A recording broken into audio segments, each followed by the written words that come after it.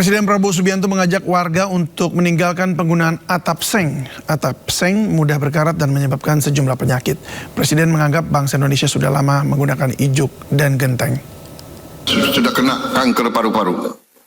Padahal dia nggak merokok. Dari mana? Iya, dari karat.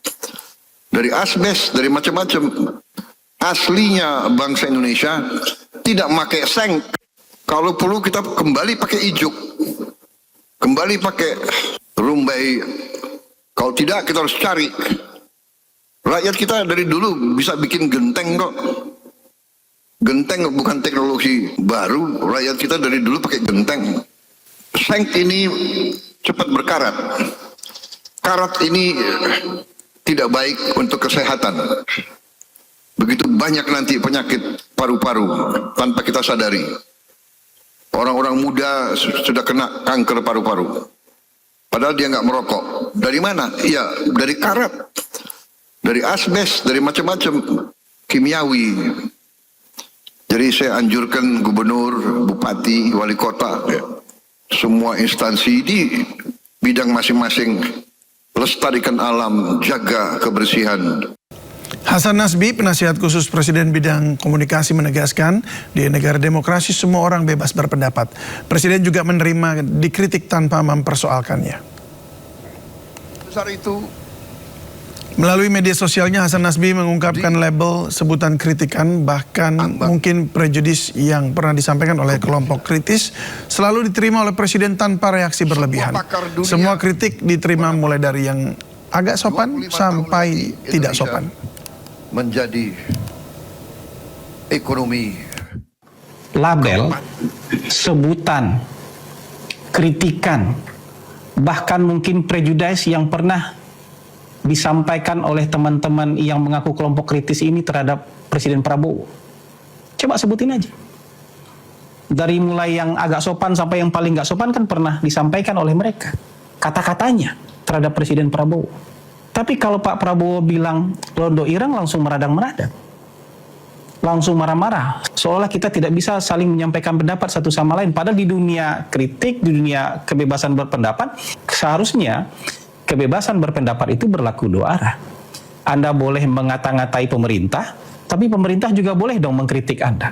Pemerintah juga boleh dong meluruskan supaya hal-hal yang tidak benar selama ini itu juga bisa menjadi benar. Jangan kemudian ketika misalnya pemerintah menyatakan ada londo ireng yang berpakaian wartawan, pengamat, dan LSM, terus Anda marah bahwa pemerintah nggak boleh bilang itu. Nah ini yang juga saya bilang secara mentalitas kita, yang pertama tadi, suka memaksakan jalan searah menjadi jalan dua arah, dan sebaliknya, di jalan yang harusnya dua arah, ketika berpendapat dan mengkritik kita bisa melakukannya secara dua arah, Anda hanya pengen satu arah. Gitu. Makanya pada marah-marah dan minta Presiden untuk menyampaikan permintaan maaf ketika misalnya ada sebagian orang yang dituduh sebagai. Untuk mengetahui informasi terkini, kita sudah terhubung dengan rekan Jen Cahyani di PN Jakarta Selatan. Jen, bagaimana pra-peradilan jilid 3 Roy Suryo berjalan tadi?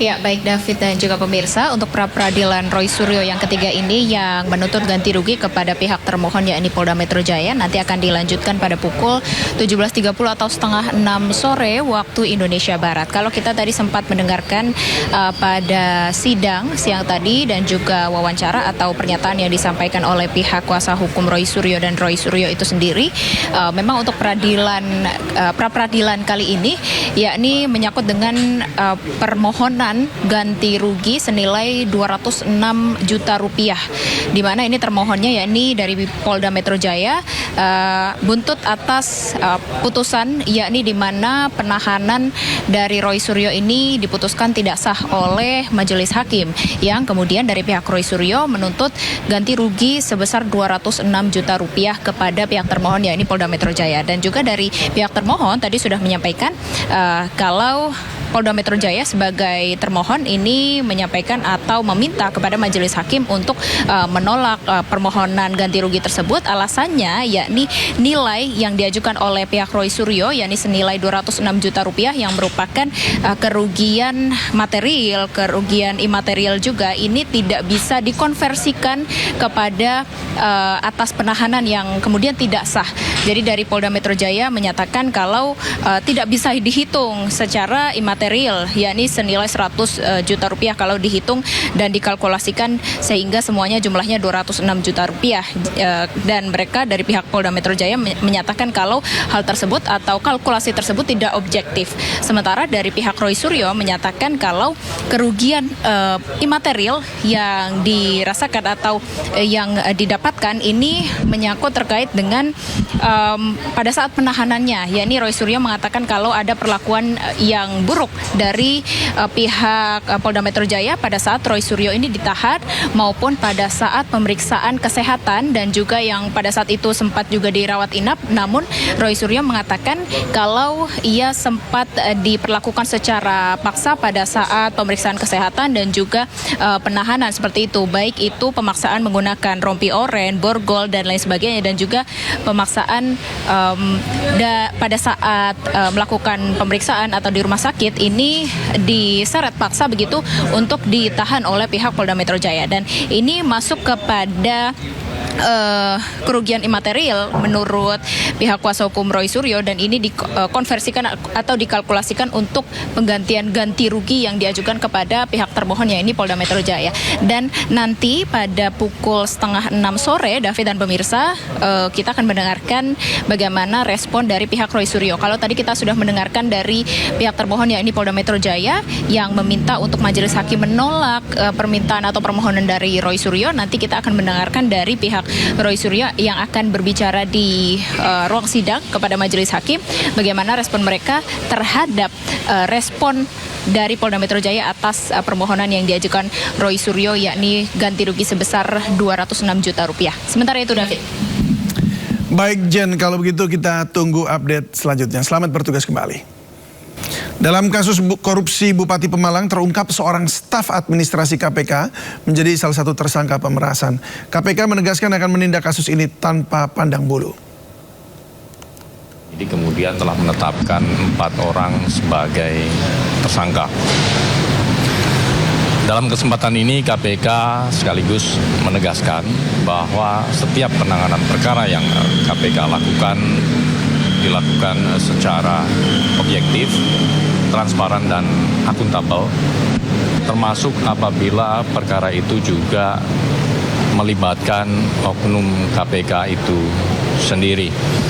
Hal ini sebagai wujud komitmen KPK untuk memastikan tegaknya tiang integritas baik pada kelembagaan KPK ataupun pada setiap insan Komisi Pemberantasan. Kita ke informasi lain pemirsa, Roy Suryo mengajukan pra-peradilan yang ketiga terkait kerugian atas penangkapan dan penahanannya yang tidak sah. Pihak termohon Polda Metro Jaya meminta hakim menolak permohonan tersebut.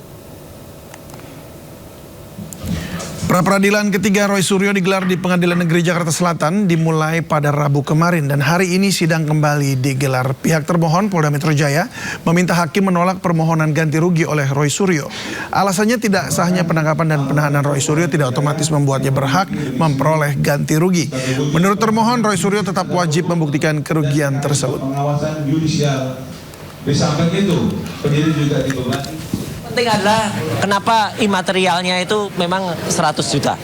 Sebenarnya itu ada plafon tertinggi yang kemudian dipersyaratkan oleh undang-undang dari 500.000 sampai 100. Kalau teman-teman lihat yang waktu itu menjadi bukti yang kita putarkan pada saat sidang pra-peradilan yang pertama, itu luar biasa ya. Jadi saya bisa menceritakan kejadian sesungguhnya begini. Pada hari Kamis atau sehari sebelum itu kami itu baru pulang dari Bandung. Dan sejujurnya, ini benar sejujurnya, hari Jumat siang tuh saya ada 2 undangan, ya gitu, di 2 podcast, ya gitu. Sabtunya saya tuh mau keluar kota, ya. Sabtu tuh mau keluar kota karena ada permintaan konsultasi teknis, ya. Ini nggak ada hubungannya dengan kasus ijazah, tapi konsultasi teknis karena saya biasa memberikan konsultasi di luar kota. Dan teman-teman kalau bisa lihat rate-nya itu, ya mungkin akan bisa tahu lah rate seorang konsultan kemudian keluar kota berapa, ya gitu. Tentu tidak keluar negeri. Saya tidak bisa melakukan keluar negeri, itu kerugian bagi saya karena saya masih dicekal. Dan itu saya bocorkan dikit. Soal pencekalan itu, ya mungkin itu akan kami permasalahkan juga. Kemana? Nanti.